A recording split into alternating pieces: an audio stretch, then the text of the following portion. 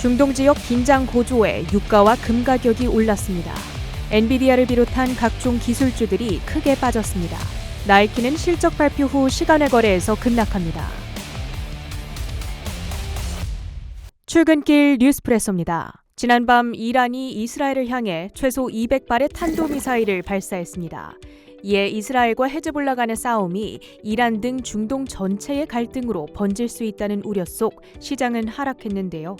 변동성을 보여주는 빅스, 공포심을 나타내는 기준선인 20까지 치솟았고 특히 기술주로 매도세가 집중되며 나스닥 지수는 1.5% 하락했습니다. 기술 섹터가 2%대 급락하며 지수에 하방 압력을 가했습니다.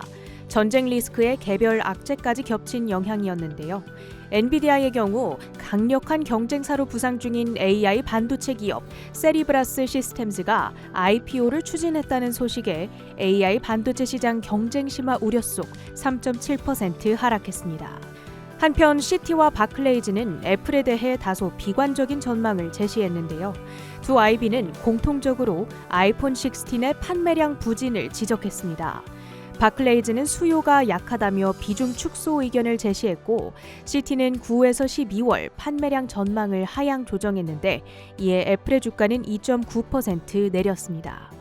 중동 전면전 위기가 고조되자 시장에서는 전쟁 수혜주들이 들썩입니다. WTI 국제유가가 3.8% 치솟았고 APA 코프, 코노코필립스, 옥시덴털 페트롤리움 등의 정유주들이 각각 3에서 4%대 급등했습니다. 에너지주와 함께 부각된 또 하나의 전쟁 수혜 테마, 바로 방산주들인데요.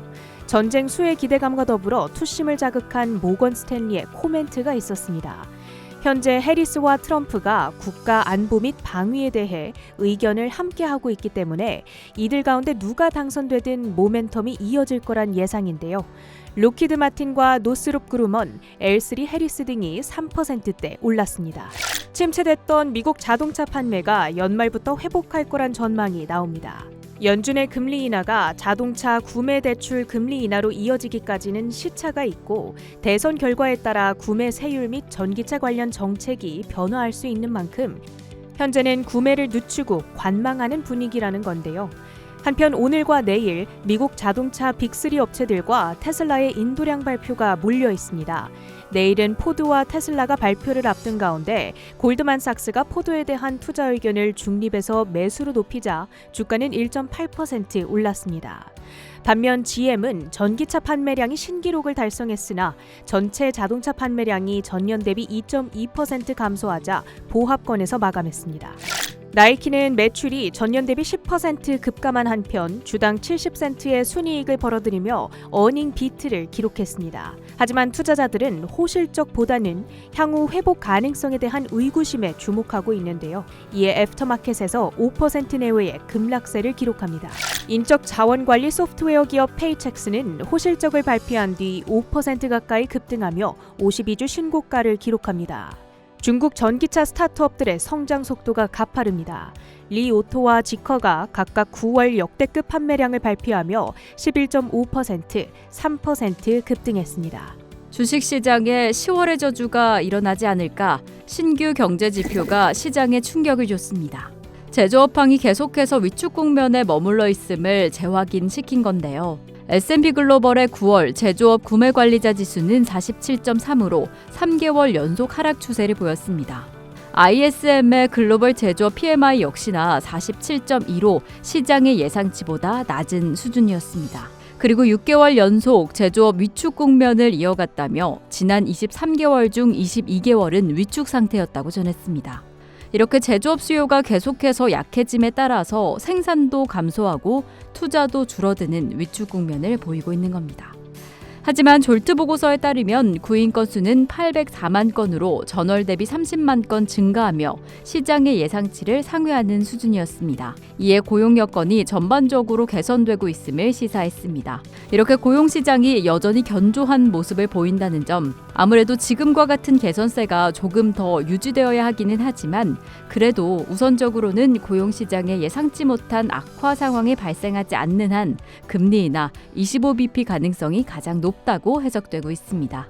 이제 다가오는 4일에 공개가 될 9월 고용보고서에 조금 더 집중하고 있습니다. 미국 항만노조가 동남부 지역에서 전면 파업에 들어갔습니다. 이는 47년 만에 처음인데요. 노사가 임금에 대한 이견을 좁히지 못한 데에 원인을 꼽고 있습니다.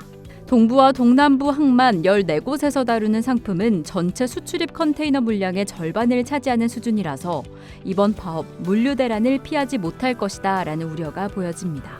우선 식품부터 공급망이 중단될 경우에 해상 운임 상승 그리고 인플레이션과 같은 부작용이 발생할 위험이 보여지는데요. 그래도 소비자들이 즉각적인 영향을 받지는 않겠지만 우선은 노동시장에서 우려감이 강력합니다.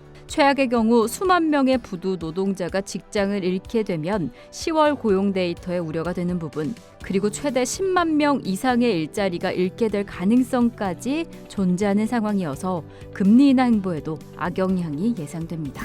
블룸버그 통신에 따르면 삼성전자가 글로벌 인력 감축 계획의 일환으로 동남아시아, 호주, 뉴질랜드 등에서 수천 명을 해고할 계획이라고 전했습니다.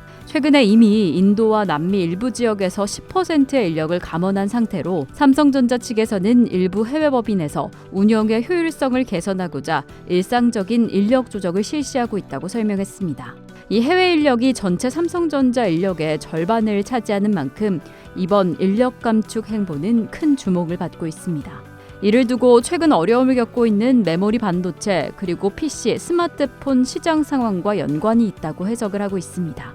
최근에 삼성전자가 파운드리 사업부의 독자 생존 여부도 불투명해진 상황 속에서 파운드리의 적자를 메워오던 메모리 분야에서 부진한 흐름을 보인다라고 한다면 사실 전반적으로 우려감이 드는 부분입니다. 이에 삼성전자 파운드리 인력 개편설까지 나오고 있는 가운데 우선은 다가오는 삼성전자의 잠정 실적 발표에 주목하셔야겠습니다.